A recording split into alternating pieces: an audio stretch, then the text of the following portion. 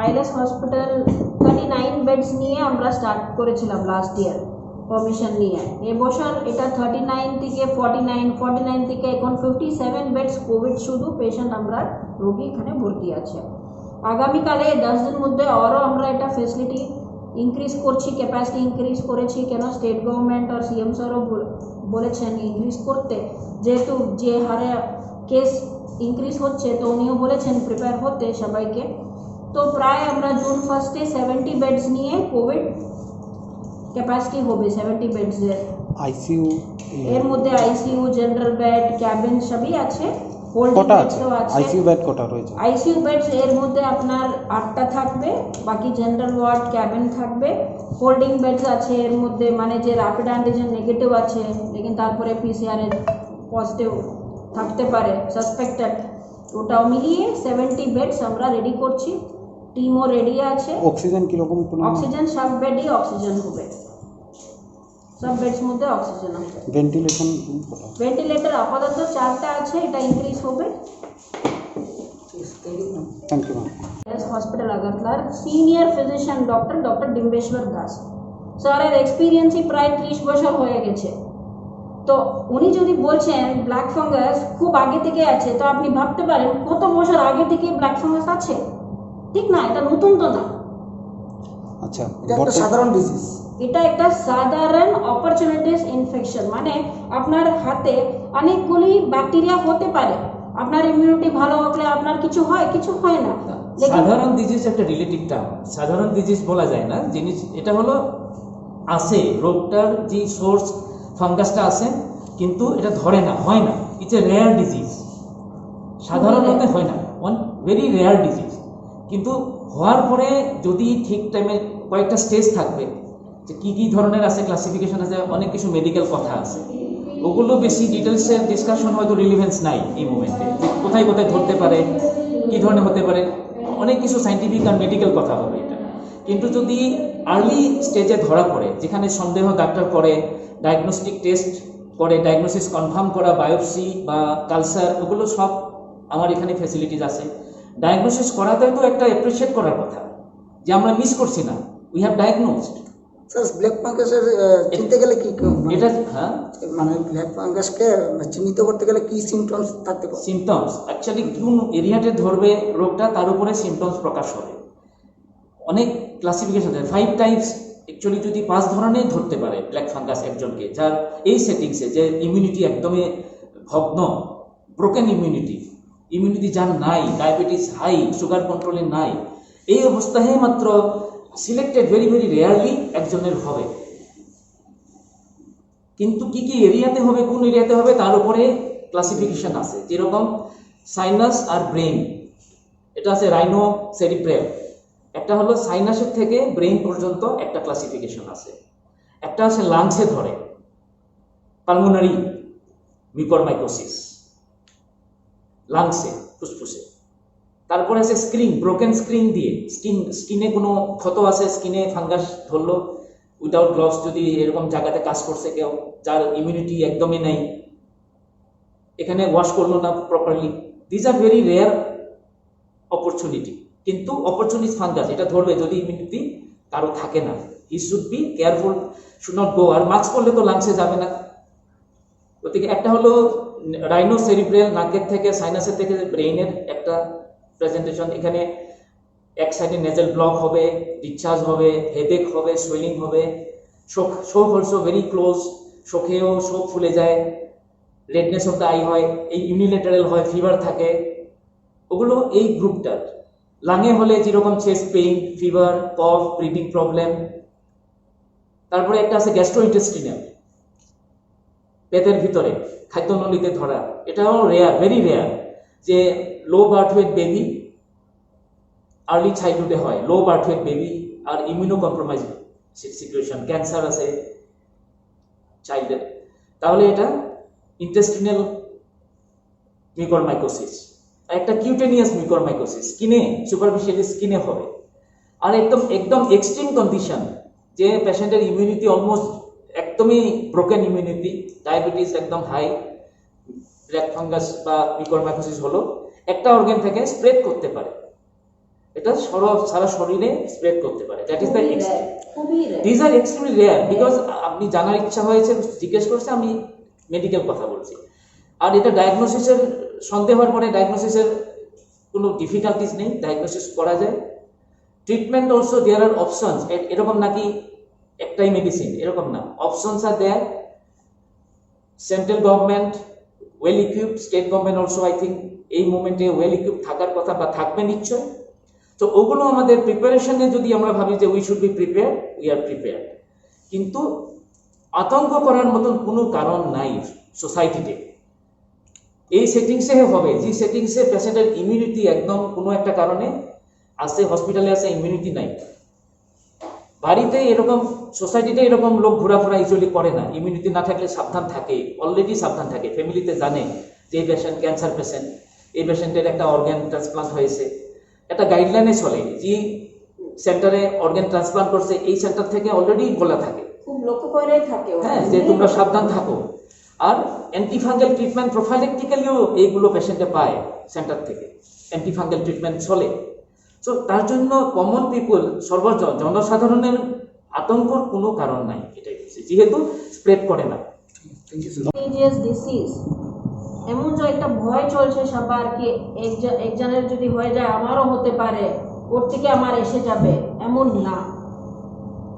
Mucormycosis contagious ডিসিজ না, এটা একটা নর্মাল অপরচুনিস্টিক ফাঙ্গাল ইনফেকশন।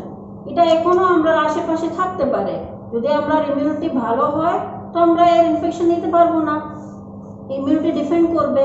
যদি ইমিউনিটি কম থাকে তো এটা একটা সিম্পল বেসিক ইনফেকশনও বড় মতন হতে পারে। তো সবাইকে এটাই জানা দরকার কি এটা একটা কন্টেজিয়াস ডিসিজ না, ছোঁয়াছুঁয়ির মতন কিচ্ছু না। আপনি এটা সবাইকে জানান, এই জন্যই আপনার সবাইকে ডাকা হয়েছে। কেন এখন এমনিতেই আমরা কোভিড নিয়ে অনেক স্ট্রেসে আছি, এর মধ্যে যদি মিউকরমাইকোসিস শুনে আমরা সবাই আরও যদি ভয়ে চালাচালি কিভাবে করবো আমরা, ঠিক না? এরকম স্প্রেড হয় না, এভাবে স্প্রেড হয় না। আপনারা বলতে চাইছেন যে এই ব্ল্যাক ফাঙ্গাসটা আগেও ছিল, কোভিড আসার আগেও ছিল? মিউকরমাইকোসিস আমরা পড়াশোনা করতে সময় এটা বইয়ে পড়লাম, এটা একটা নতুন ব্যাকটেরিয়া বা ফাঙ্গাল ইনফেকশন না যেটা এখানে এখন রিসার্চ চলছে না, এটা খুব আগে থেকেই আছে। আমি বললাম না, এর মধ্যে কি কি ওষুধ লাগে, কি ট্রিটমেন্টটা লাগে সব জানা আছে সব ডক্টরের। এটা নতুন কিচ্ছু এরকম ডিসিজ নাই। আপনি বলতে চাইছেন এখন এই যে পাবলিক যেভাবে ভয় পাচ্ছে এটা নিয়ে? এটার জন্যই আপনার সবাইকে ডাকা হয়েছে কি এর এটা ভয়ের বিষয় না।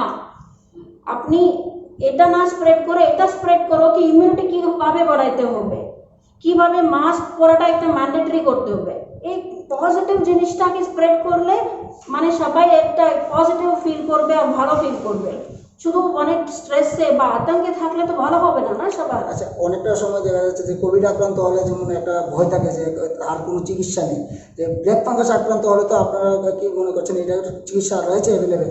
ব্ল্যাক ফাঙ্গাসের জিনিস, ব্ল্যাক ফাঙ্গাস যা মিউকরমাইকোসিস আছে, যা ট্রিটমেন্ট লাগে, যা ট্রিটমেন্ট প্রোটোকল আছে, সব ব্যবস্থা আছে, ভয়ের কিছু না। আর এটা মেইন কথা বারবার আমি বলছি, এটা ছোঁয়াছুঁয়ি নাই।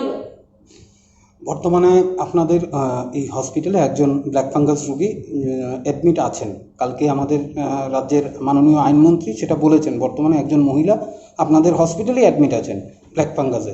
উনি বর্তমানে কেমন আছেন, তার শারীরিক অবস্থা কি যদি একটু বলেন? দেখুন, আমি আপনাকে এটা স্পষ্টভাবে বলতে চাই কি যেহেতু এখন স্টেট গভর্নমেন্ট এটা চাইছে কি ব্ল্যাক ফাঙ্গাস একটা নোটিফাইয়েবল ডিসিজ হোক, এজন্য এটা আমরা নোটিফাই করেছি। এর উপরে যেহেতু একটা পেশেন্টের একটা পার্সোনাল ডিটেলস, এটা আমরা সবাই সঙ্গে তো এটা শেয়ার করতে পারি না, এটা তো ঠিক না, ঠিক না? তো সেরকমই এটাও আমি এখানে ডিসকাস করতে চাই না। যেহেতু কালকে একটা সাংবাদিক সম্মেলনে বলা হয়েছে বিষয়টা, রাজ্যবাসী তো জানতে চাইবে যে যিনি পেশেন্ট আছেন উনি কেমন আছেন, সুস্থ আছেন কিনা, ভালো আছেন কিনা। এটাই আপনাকে বলতে চাই কি ব্ল্যাক ফাঙ্গাস একটা ছোঁয়াছুঁয়ি ওষুধ বিমারি নাই। আপনি পজিটিভ জিনিসটা স্প্রেড করো সবাইকে, ভয় বা আতঙ্ক এটা স্প্রেড করে তো কোনো হবে না। ব্ল্যাক ফাঙ্গাস সাধারণত সহজে মৃত্যু ডেকে উনি বলছেন এটা ঠিক। ব্ল্যাক ফাঙ্গাস হলে ওটা ট্রিটমেন্ট প্রোটোকল কি কি ট্রিটমেন্ট করতে লাগে এটা ব্যবস্থা আছে কি না? ইয়েস আছে, ডক্টর আছে, ওষুধগুলি আছে, সব কিছু আছে। এটা আপনি সবাইকে বলুন, একটা কনফিডেন্স সবার মধ্যে আপনি আনুন, ঠিক আছে? ধন্যবাদ। সর্বসাধারণ লোকের জন্য কমন কমিউনিটিতে এটা হবে না, ইটস মোস্ট আনলাইকলি যে কমিউনিটিতে হবে না, এটা জানা দরকার। It can't go man to man বা অ্যানিমেল টু ম্যান বা ম্যান টু অ্যানিমেল, এটা যেতে পারে না, এটা হয় না। It's not a contagious disease, যেরকম একজনের থেকে একজনে যেতে পারে এরকম একটা প্যানিক হতে পারে, so this is not like that, এরকম না, it is not a contagious, সংক্রমণ হয় না এরকম। এটাই আমরা জানাতে চাই। অবজারভেশন এগুলো উপরে যে স্টেটে একটা হসপিটালে এরকম হয়ে গেছে কি একটা হসপিটালে একসঙ্গে 20 কেসেস অফ মিকরমাইকোসিস, তাহলে ডাউট কি হলো, why 20 cases come out in one single day আর ওয়ার্ডে কি আছে? এখন ইনভেস্টিগেশনে দেখা যায় যে অক্সিজেনের টিউবিং, অক্সিজেনের হিউমিডিফায়ার বলে একটা থাকে, এই জলটা ফিল্টার ওয়াটার বা পিওর ওয়াটার হতে লাগে, but it can B A tap water use করতে পারে কোনো হসপিটালে। তো এগুলো একটা ফ্যাক্টর সন্দেহ করা আছে, যেখানে একসঙ্গে অনেক কিছু হঠাৎ করে ওয়ার্ডে 20 জনের হয়ে গেছে, তো এই 20 জনই এরকম অক্সিজেন সিস্টেমে এক্সপোজড। তো ওগুলো ইনভেস্টিগেশন কয়েকটা হসপিটালে, 2-1টা স্টেটে এরকম ডাউটফুল একটা, এটাকে একটা সিমটম হতে পারে, মানে জল থেকেও হতে পারে। সিমটম না, একটা কারণ হতে পারে। কারণ পেশেন্টের কোভিড পেশেন্টের স্টেরয়েড চলছে, ডায়াবেটিস আছে, যদি পেশেন্টের ইমিউনিটি এমনি কম আছে, যে কোভিড পেশেন্টের কি সিচুয়েশনে ব্ল্যাক ফাঙ্গাস বা one mucormycosis, of the reason হতে পারে। যে extreme immunity, broken immunity with steroid with high sugar, এই সেটিংসে যদি অপরচুনিটিস ইনফেকশনের কোনো সোর্স থাকে, যেরকম একটা you are rightly mention, this is definitely in the consideration, যে ওগুলো আমরা জানা আছে, এগুলো we have been taking care from beginning all this things. একদম সুস্থ সবল মানুষের ব্ল্যাক ফাঙ্গাসের কোনো ভয় নেই। ভেরি রেয়ার, কীরকম হবে? অ্যাকচুয়ালি সারা ভারতবর্ষে একটা নাম সবারই হয়তো মনে একটা আতঙ্কর সৃষ্টি করছে, যেরকম একটা আগে চাইল্ডহুড আমরা যেরকম শুনছিলাম কি একটা ফিকশনের মতন, যে one particular terminology is very much আমাদের একটা আতঙ্কর মতন একটা অনুভব দিয়েছে, এটা হলো ব্ল্যাক ফাঙ্গাস। কিন্তু একটু যদি আমি গভীরে সবাইকে বলি, হয়তো এই আতঙ্কর পরিমাণ কম হবে, আর আমরা বুঝতে পারবো অ্যাকচুয়াল সত্য কি, পরিস্থিতি কি।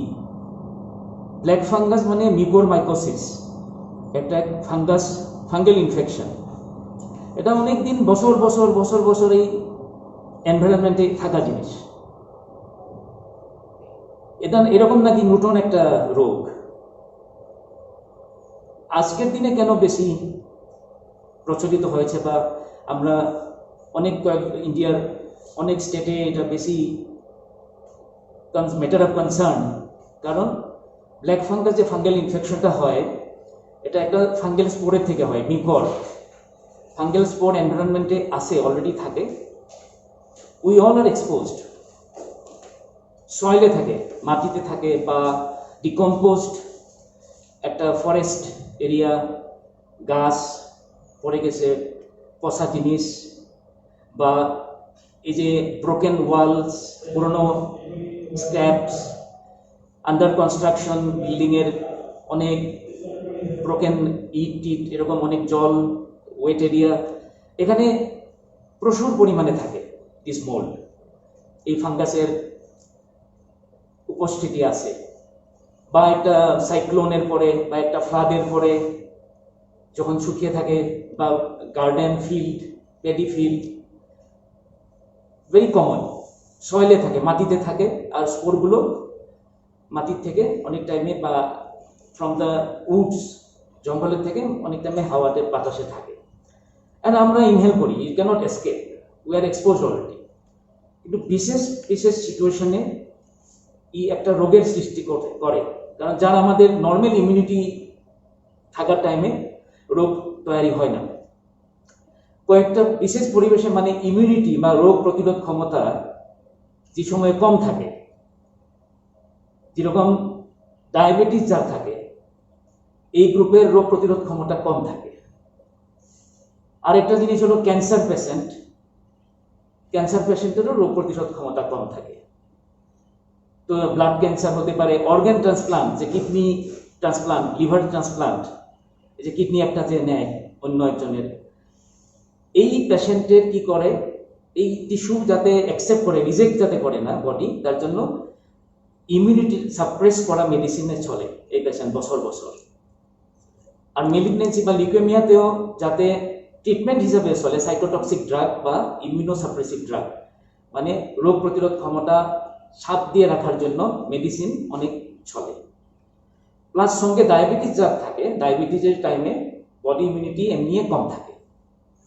এরকম অনেক আরো লম্বা লিস্ট হবে বললে, কিন্তু মুখ্যত জানা দরকার যে ইমিউনিটি যে সময়ে বা যে ক্লিনিক্যাল সেটিংয়ে ইমিউনিটি কম থাকে, প্লাস পেশেন্টের ডায়াবেটিস থাকে, এই টাইমে মিকরমাইকোসিস হওয়ার সম্ভাবনা থাকে। ইটস এ রেয়ার কন্ডিশন, এটা একটা কমন কন্ডিশন না যে সর্দি কাশ জ্বর বা টাইফয়েড জন্ডিস এরকম একটা কন্ডিশন না মিকরমাইকোসিস। মিকরমাইকোসিস ইজ এ রেয়ার কন্ডিশন, কিন্তু একটা ডেফিনেটলি ম্যাটার অফ কনসার্ন, কারণ ফেটালিটি রেট ইজ হাই। হওয়ার পরে প্রপার চিকিৎসা বা ডায়াগনোসিস যদি লেট হয় বা প্রপার যদি ট্রিটমেন্ট হয় না, তাহলে ফ্যাটালিটি রেট বা মর্টালিটি রেট, জীবন নাশের সম্ভাবনা অনেক বেশি। কি কি সিচুয়েশনে হয় আমরা বললাম। আর আজকের দিনে কি হয়, কোভিড পেশেন্টেরও মিকরমাইকোসিসের ইনসিডেন্সেস হাই, কারণ কোভিড পেশেন্টের যদি সঙ্গে ডায়াবেটিস থাকে, প্লাস কোভিডের একটা ট্রিটমেন্ট প্রোটোকলে আছে স্টেরয়েড থেরাপি। তো এই স্টেরয়েড থেরাপির জন্যও পেশেন্টের ইমিউনিটি ডাউন থাকার জন্য মিকরমাইকোসিস হতে পারে। অনেক টাইমে স্টেরয়েডের আবার ইমপ্রপার ইউজ, রেশনাল ইউজে হয় না এটা, যে রাইট টাইমে কত স্টেরয়েড দিতে লাগবে, কত ডিউরেশন দিতে লাগবে, কয়দিন দিতে লাগবে, কোন টাইমে স্টেরয়েড ইন্ট্রোডাকশন হবে, এগুলো প্রোটোকল গাইডলাইন সব আছে।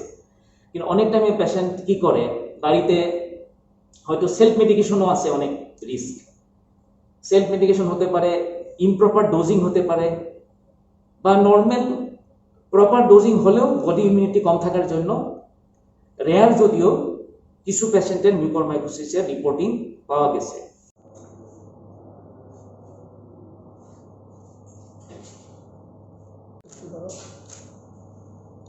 না